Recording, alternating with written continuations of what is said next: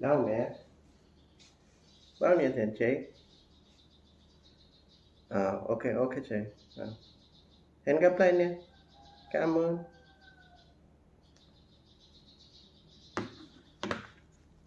Hey guys, it's me, Sujoy over here. So, back with another video. I just came from outside, had a bit of work. So, on this video, I'm going to be talking about why traveling to Vietnam is worth it. So before I continue, let me just have a bit of my tea. All right, so this is going to be maybe a bit of a long video. For those of you who don't know me, my name is Sujoy, and the name of my channel is called as Sujoy in Vietnam. I've been living here in Vietnam for 5 years. I was an English teacher over here for 3.5 years. Then I started my digital marketing business, and I'm also now a full-time YouTuber. So if you're new to my channel, welcome to my channel. Okay. All right. So so let me just focus the camera. Okay. All right. So today I'm going to be talking about why traveling to Vietnam is worth it. And this is going to be from my personal experience. I'm not going to give you any kind of a generic points, but these are only from my personal experience. Okay. So I'm going to take it a bit slow, but I believe right now is the month of October. Yeah, so this is a good time to visit Vietnam, especially between April to June and also September to November. So yeah, so this is a good time to visit Vietnam. So if you're planning out to come to Vietnam, it's a good time. The weather is also very pleasant all over Vietnam right now. So let's talk about the first point, okay? I think Vietnam is a very affordable travel destination, okay? The affordability. So if you are a solo traveler, or if you're coming with your family, or if you're coming as a couple, I think Vietnam should be your first one-stop destination in Southeast Asia, compared to other Southeast Asian countries like Thailand. It's expensive. I mean, I personally found Bangkok, the capital of Thailand, to be expensive. Um, I would suggest, Vietnam is much better in terms of affordability. Now, when I talk about affordability, I'm talking about the food. You have a wide option of food over here in Vietnam. So, like, you can get a lot of street foods over here. You can buy the banh mi, which is the baguette, Vietnamese baguette, and they stuff it with all the meat and all that kind of stuff. It's really it's like it's just like half a dollar. You can get a banh mi, or you can buy you can have a nice Vietnamese pho, which is a Vietnamese noodle soup. And so it's I think that's going to be just around a dollar or so. So you get a lot of options to eat over here in Vietnam, especially if you're over here in Saigon, which is also known as Ho Chi Minh City. You get a lot of options to eat over here. And of course, if you're going to Hanoi, which is the north of Vietnam, there are also different cuisines, because up in the north it's quite cold. You have four seasons. You have the summer, winter, autumn, and spring season. So I've experienced the winter season in Hanoi. It gets pretty cold, and most of the time, majority of the local people over there, they love to have a lot of pho, and a lot of warm tea. And you'll find many locals over there smoking bamboo pipes, which I tried one time, but I don't want to do that again. But if you're out here in the south, which is Ho Chi Minh City, two seasons over here. So you have the summer season and also you have the monsoon season. So you have a lot of options to eat. Personally speaking, there are more food options to eat over here in Saigon compared to Hanoi, which I personally found. So affordability when it comes to food, and also it's quite reasonable also if you're going to be if you're going to be taking up hostels over here. So if you're a backpacker, if you're on a budget, I would say Vietnam should be your your first pit stop when it comes to traveling to Southeast Asia. You can get a good hostel for $6, I think $7. It's been a long time. I haven't stayed in a hostel, but you can get a lot of bookings from Booking.com. You can check out Agoda. Agoda is cheaper compared to Bookings.com. So you can get a lot of options of hostels. You can look into Airbnb. If you're coming to Vietnam, you're going to be staying here for 2 weeks, or you want to stay here for a month. You can check out Airbnb. The options are much better. So the affordability, travel destination is not very expensive, even if you're using transportation systems over here like Grab, which is the most important um, you know taxi ride sharing app over here. I don't know who's crying outside. Okay, so so you can use Grab, so it's very affordable. You can travel around different locations. You can travel around different locations in Ho Chi Minh if you're using Grab here in Ho Chi Minh City. Not very expensive. It can be anywhere between $1 to $2 if you're moving around the city. So yeah, Grab is highly recommended. And especially if you're a solo traveler, you can use Grab Bike, which I use most of the time. I don't use taxis. So if you're a solo traveler, you can use Grab Bikes. I've seen a lot of solo expat travelers. They use Grab Bikes. A lot of English teachers over here, they also like to use Grab Bikes. And of course, you can rent motorbikes over here in Vietnam. As low as $100, $120, you can rent for a month. It depends. There are a couple of websites which you can check online, and what you do is that you just provide your ID, and I think you need to pay a little bit of deposit, and then you can rent affordable a scooter, or you can rent a motorbike or something and move around the city and explore. So yeah, so it's quite affordable destination. And of course, if you're traveling in other parts of Vietnam over here, say for example, if you're going to the central part of Vietnam, or if you're going to small cities out here in Vietnam, it becomes more cheaper and cheaper. I stay here at the countryside. I've been living here for a year now, which is very close to Ho Chi Minh City. So yeah, life is quite simple over here, and it's much cheaper. So you can look into the affordability.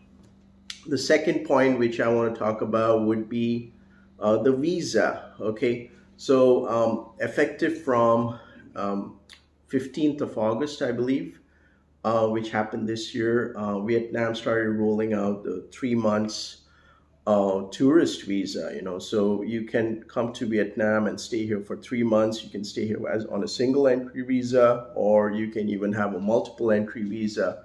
So say for example, like you want to travel around Southeast Asia, you want to cover a bit of Vietnam, then you want to go to Cambodia, you want to go to Thailand and other locations. So you can take the multiple entry visa, the 3 months multiple entry visa. And oh, there's a kitty outside my door. Okay, all right. And the kitty is trying to protect herself from the dog. Stay inside, kitty. Okay, so nothing's gonna happen to the kitty. Anyways, so yeah, you can avail the 3 months multiple entry visa if you want to travel around Southeast Asia and again come back to Vietnam, or if you want to explore Vietnam like long term and you want to cover each region of Vietnam properly. You can come with a 3 months single entry visa, or you can just take the 30 days tourist visa, come to Vietnam. You can cover up Vietnam, I believe, in 2 weeks, or 2 weeks you can cover it up. But if you really want to take your time, you can use, you can stay over here for 3 weeks. If you're, or 4 weeks, you can cover it up, or you can even take the 3 months visa. Okay, so the visa.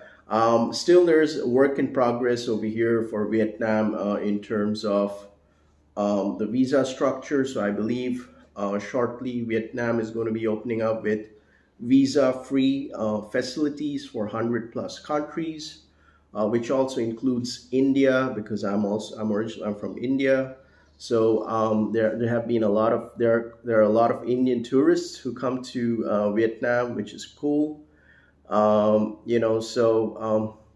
Yeah, so just much awaited the 40 days visa free. So that'll be much better. That'll even make it more attractive for tourists to visit Vietnam. Okay, so that's the visa. Let's talk about the natural beauty. Okay, so the third point would be the natural beauty. So there are a lot of, Vietnam's got a lot of greenery. Okay, so say for example, if you are, there are a lot of beautiful parks here in Saigon. If you're a nature lover, you can visit a lot of beautiful parks. Honestly speaking, like I've been to Thailand many times. I've been to Bangkok many times. I didn't see I didn't find a lot of greenery out there. Of course, they do have parks over there in Bangkok, but here in Vietnam, there's a lot of greenery over here, especially if you're coming to the countryside, where I'm staying. And oh, nothing happened to the kitty. Okay, so the countryside, and of course a lot of parks over here. I love nature. Even if you're going to like Halong Bay, Dalat, or Vung Tau, which is a very famous beach location. There's a lot of beautiful natural beauty, a lot of beaches. If you love beaches, you should go to Vung Tau. You should go to Da Nang. There are a lot of expats who like to relocate to Da Nang because it's quite pleasant over there. And I know that it's a very favorite destination. I stayed there for a month in Da Nang, and it was just beautiful. It was amazing. You can enjoy the Dragon Bridge. Evening times. It's well and lit up. So yeah, Da Nang, Vung Tau. There's a lot of natural beauty. The weather is very pleasant in general here in Vietnam. It's not very hot. It doesn't get too hot. It doesn't it's not like extreme hot compared to other Southeast Asian countries, so it's kind of pleasant. You have the wind and everything. So yeah, so the natural beauty. Then comes the favorite, would be the Vietnamese food. Especially if you're a non-vegetarian, Vietnam would be a great place for you to come. There are a lot of different options over here. But don't get me wrong. There are also a lot of vegetarian restaurants here in Vietnam, especially here in Saigon. Just type on Google vegan restaurants, and you'll find a lot of vegan restaurants over here. I know that there are many Vietnamese who like to convert themselves vegan. Like previously they were non-vegetarians, but now they want to convert themselves vegan. I believe it's also got to do with the religion, because majority of the religion over here in Vietnam is Buddhism.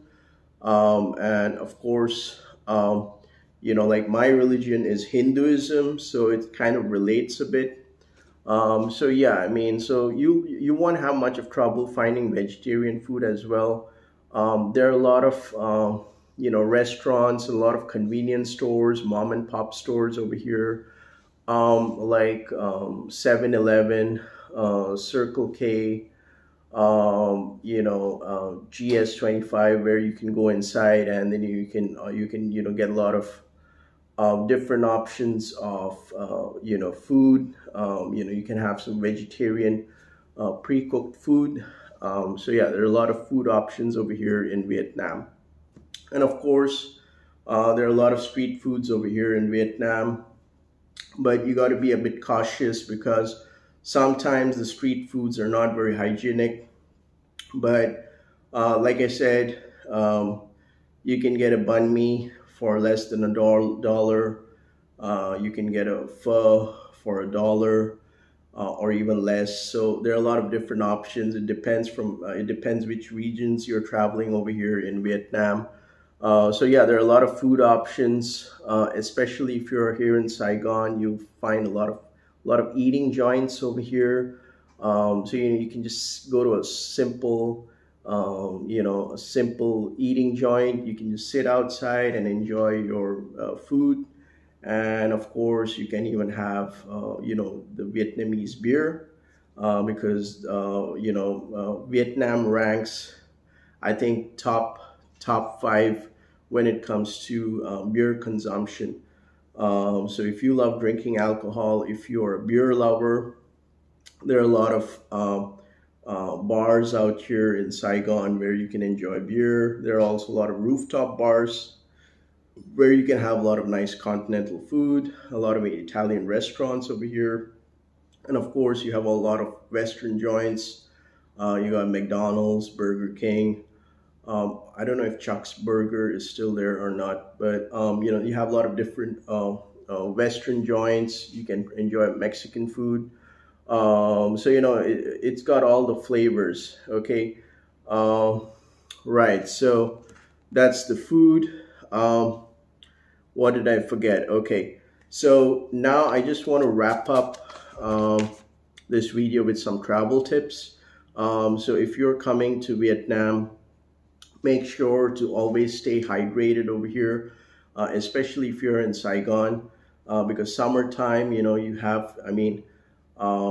a lot of traffic. There's also pollution, but also at the same time, you get quickly dehydrated. So make sure to carry a bottle of water with you, maybe 1 liter of water. Like I said, there are a lot of mom and pop stores. You can go to 7-Eleven, Circle K, GS25, all these new convenience stores which keep on popping up.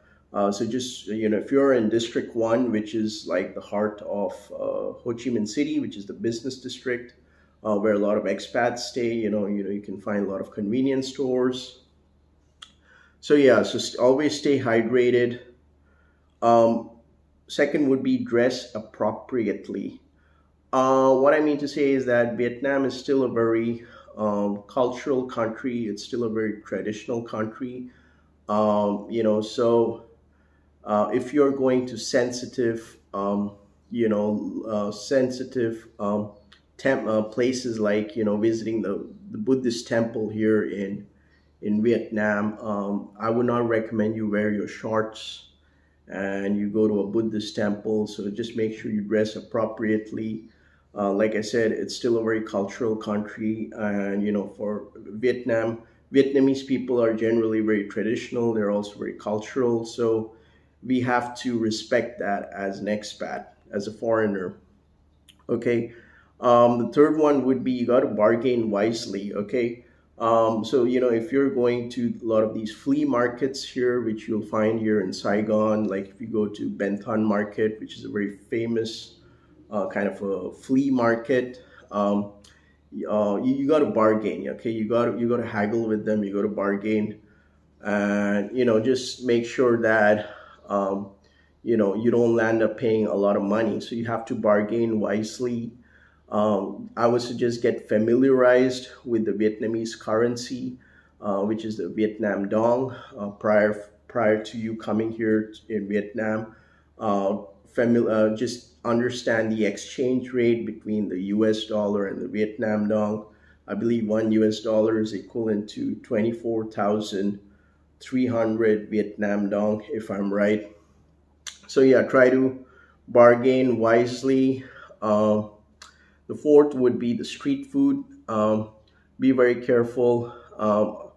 If you have a sensitive kind of a stomach, or if you're coming from the West, coming from Europe, just be a bit mindful that when you're trying out street food over here, make sure it's kind of hygienic. I think majority of the street food which you'll find in District 1 in Ho Chi Minh City, it's kind of fine. There's no issue with that. But if you're going to other districts here in Saigon, in Ho Chi Minh City, you got to be a bit careful. The same goes if you're in Hanoi, or even if you're in Da Nang, or so just be careful. Make sure the food is hygienic. All right, the final one would be the scams. Be very careful.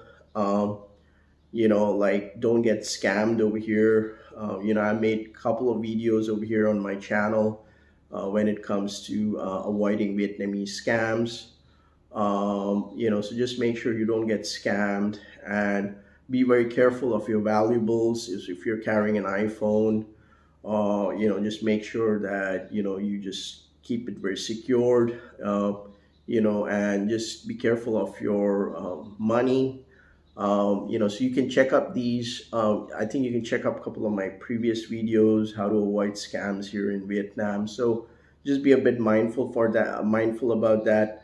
But apart from that, if you look from the 30,000, if you look from the 30,000 feet overview,